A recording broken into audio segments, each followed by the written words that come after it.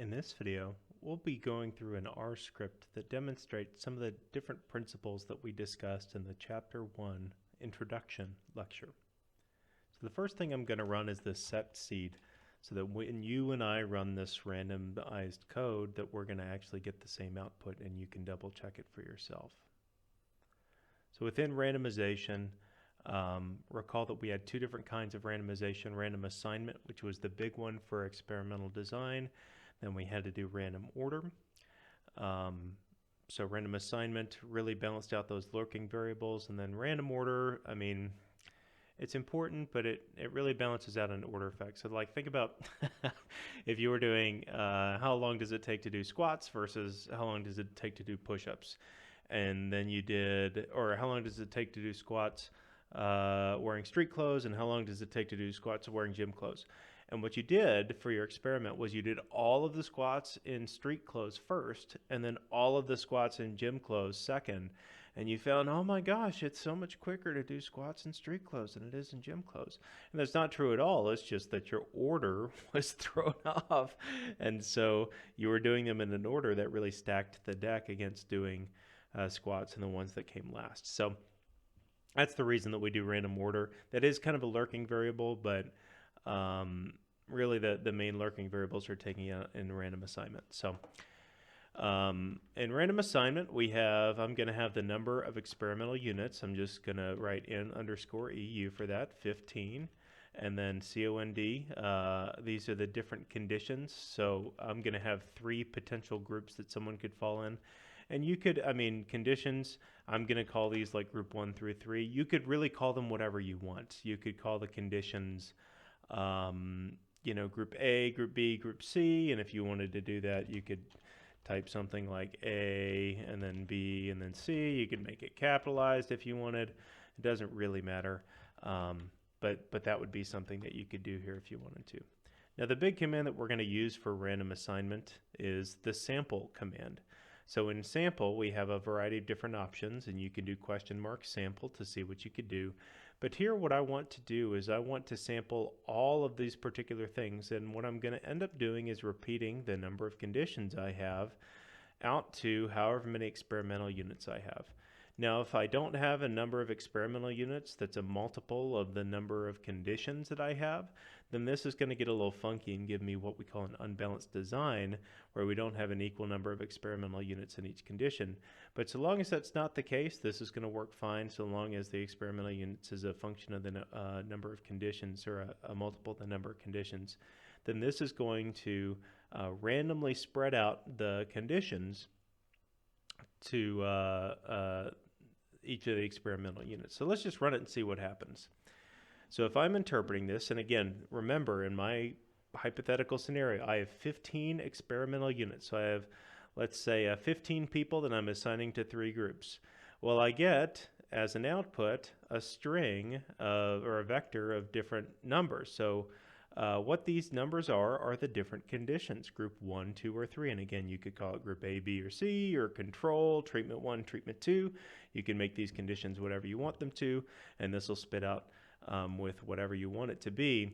But in my case, group 1, 2, and 3, I would read this as the first person goes to group 3, the second person goes to group 1, the third person goes to group 1, the fourth person goes to group 1, the fifth person goes to group 2, the sixth person goes to group 1, the seventh person goes to group 2, and so on. That's how I would read through this in terms of the random assignment. So this code has randomly assigned my 15 units into these 3 experimental conditions. And again, these would be factor levels of my independent variable. So for random order, all I have to do is do the same sample command, but now instead of repeating the condition over and over again, I'm just going to go 1 to the number of experimental units, which is going to give me a number, randomized list of numbers from 1 to 15. So that says, what order do I run the experimental units in? So the first experimental unit gets done in 10th place, the second gets done in 7th place, and so on. So consider this: if I had a group of 15 people walking up to me, the first person, I would say, well, we're going to, let's say we're going to take their blood pressure. The first person is going to go on medication 3, and I'm going to take their blood pressure 10th. The second person is going to go on medication 1, and I'm going to take their blood pressure 7th. The third person is going to go in medication 1, and I'm going to take their blood pressure 9th. So actually the 14th person is going to be first in line. The 14th person is going to get drug number 1, and they're going to be first in line to get their blood pressure taken in this particular design. Normally it's not quite so dramatic in terms of the random order, and actually sometimes once you've done random assignment that works enough for random order. But if you need to do both, this is how you could implement that one way. There's many ways to do things in OR, but that's just one way you could do it. All right, so for making factors, so as we talked about, data cleaning and data organization is a very large part of organizing your information in R, and actually data organization is what we mean when we say data cleaning. It's just getting things organized and formatted appropriately. So what I'm going to do is I'm going to pull in a variable from ChickWeight, $diet, notice the capitalization, C, W, and D. And then I'm going to make a table of this. And what you'll see is that just like I had with my conditions, the diets for ChickWeight are diet 1, diet 2, diet 3, and diet 4. And we see 220 chickens were on the first diet, 120 chickens were on the second diet, 120 were on the third, and 118 were on the fourth diet. Now, if I take the average of this, it calculates a number. And let's pause for a second and note that this is a problem. What does it mean to have an average diet of 2.23? Let's say diet 1 fed them corn, diet 2 fed them bugs, diet 3 fed them grass, and diet 4 fed them nothing. Well, having an average diet, that literally means nothing. In fact, it's actually quite confusing to even report this number.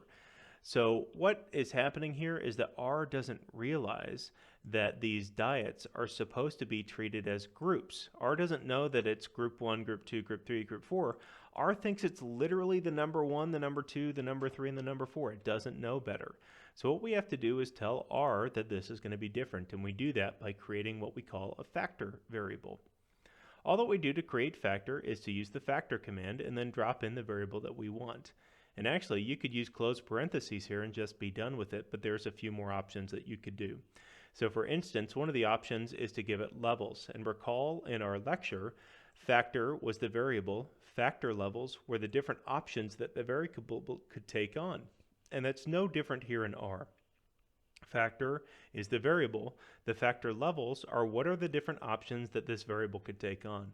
And this is not what are the diets. What this is asking is what are the literal things that if I looked at this variable I would see? And we just made a table earlier. The literal things if you looked at this variable you would see as it's entered in R right now is the numbers 1, 2, 3, and 4. So that's what I'm going to put for the factor levels. Now I know that diet 1 doesn't necessarily mean the number 1. Diet 1 actually in this particular case meant they didn't get any food. And I'm making this up, right? That's not an actual scenario where people studied that.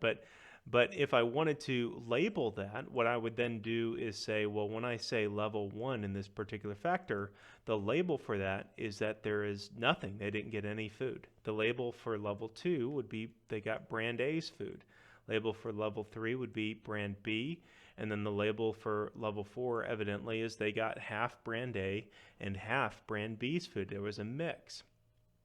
So in this particular case, it's kind of important to be able to indicate that number 1, 2, 3, and 4 couldn't be further from the truth, that these are actually what those numbers mean. And in R, you can do this. Now, you could have just typed it in as a character string to begin with, but I know many people who prefer to code their variables using numbers and then label them later, and this is how you would then do that.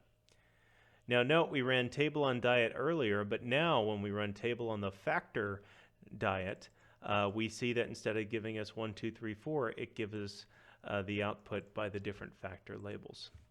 Note also that when we try to take the mean of the factor diet, we see that this is not a number. So we can't actually take the mean of this because now it's acknowledging that actually that variable isn't a number. All right, to close out this section, let's talk just a little bit about data cleaning. Now, data cleaning is as much an art as a science, and frankly, I think we could almost do a whole class on the art of data cleaning. And gosh, a lot of people, including me, do data cleaning in Excel, but I don't just do data cleaning in Excel. I do a whole lot of data cleaning in R, and in fact, as I've grown in my career, I found that I prefer doing it in R. It's actually a little quicker in Excel, but in R, if a client sends me a new Excel data sheet, which they do a depressing amount of the time, I don't have to change anything. It still cleans the data appropriately. But if I spend hours and hours and hours of cleaning data in Excel, and then a client sends me a new updated Excel sheet, literally all of that time is wasted, and it is so frustrating to deal with. So I've started to move more towards cleaning my data in R, though in all honesty, I think a good mix of both can be a very reasonable option. So again, this is not a comprehensive list of data cleaning, but just something that we could look at. So one thing is looking at a test factor variable that I made. We see the numbers 1 through 10, 1, 2, 3, 4, 5, 6, 7, 8, 9, and 10. And what I want you to notice is that if I do as.numeric, so let's say a variable came in as a factor, but I really wanted this to be a number. That's kind of the opposite up here. The variable came in as a number and we wanted to change it to a factor. Down here, let's say it came in as a factor, or thinks it's a factor variable, and I want it to be a number. Well, if I did as numeric, again, note this should be the numbers 1 through 10. It actually goes 1, 3, 4, 5, 6, 7. It doesn't go 1, 2, 3. It's pretty bizarre behavior, and what ends up happening is the number 1, 0 comes in alphabetical order before 1, 2. And so R counts 10 as the second thing in the factor levels, and the number it spits out isn't actually the number that you're reading. The number it spits out is the number of the factor level, which is very, very, very confusing. So what we do instead is first we take a factor and we turn it into a character string, and then we run the as.numeric, turn the character string into a number string. So that's how we approach this, and then we get the correct answer 1, 2, 3, 4, 5. But it's really important to realize that when R reads data by default in as a factor and you want to change it into a number, and this happens not every single time you import a data set, but certainly if you play with R for a couple of years, you're going to see this many times. Then it's important to make sure that you're double checking your work, A, and B, with this particular case of dealing with factors turning into numbers, doing this, not just doing as.numeric for a factor, but doing as.numeric on as.character for factor. So you need to turn it into a character string first before you turn it into a number. So we can check this. We have the table on factor. So when I'm checking data, honestly, table is one of my favorite commands. I do this all the time, especially with categorical independent variables, because what it'll do, let's say I expected the numbers 1 through 9, well, I can quickly see that there's a number 10 in here that was unexpected, and then I can go check that out. Maybe another command that I can do that isn't in here is which test underscore factor equal 10. And so this tells me which of the data sets or which element in the data is equal to 10. So I can go check that out. So this says the 10th element or the 10th row is equal to 10. So I could then go investigate that a little further. So if you see a weird value in your table, you could do which, and then you could select the, I guess, column out of the data set that you're interested in or found the weird value in, and then do equal that weird value, and that should give you the row number that value's in. So another thing I can do sometimes is I can combine the factor string with what I think it should be. So when I do output and then this cbind, you know what's really interesting is even the basic test factor string, which I think should be 1, 2, 3, 4, 5, 6, 7, 8, 9, 10, isn't reading it appropriately. And actually one of the reasons is because if I look at this, though the test factor reads as a factor with 10 levels, the structure of the outputs data set actually reads in as a numeric. So it automatically applied that as.numeric to this column, which was a problem. Now, if I change this to a data frame, you'll note that all of these are still numeric. This first one still isn't a factor, so I get the incorrect output of 1, 3, 4, 5 instead of what it should be, which is 1, 2, 3, 4, 5. So think about if instead of cbind, I made this a data frame initially. So I just started by making this a data frame. What ends up happening? Well, first of all, it's going to get some kind of funny values, but actually we can see in the data here that the test factor, whereas when I use cbind went 1, 3, 4, 5, now it goes 1, 2, 3, 4, 5. So it's so funny, and I think so many people forget that how important your data structure is, such that you are literally dealing with different numbers if you use a cbind matrix versus a df data frame. And this has very real implications for what you're doing.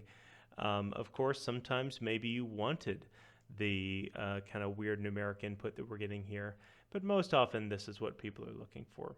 One other nice part about using a data frame is that while a matrix and using cbind forces all of the data to become in the same format, in this case numeric, data frame allows each element or each column in the data frame to maintain its own data format. So in this case, factor can be a factor variable, while as the last two can both be numeric.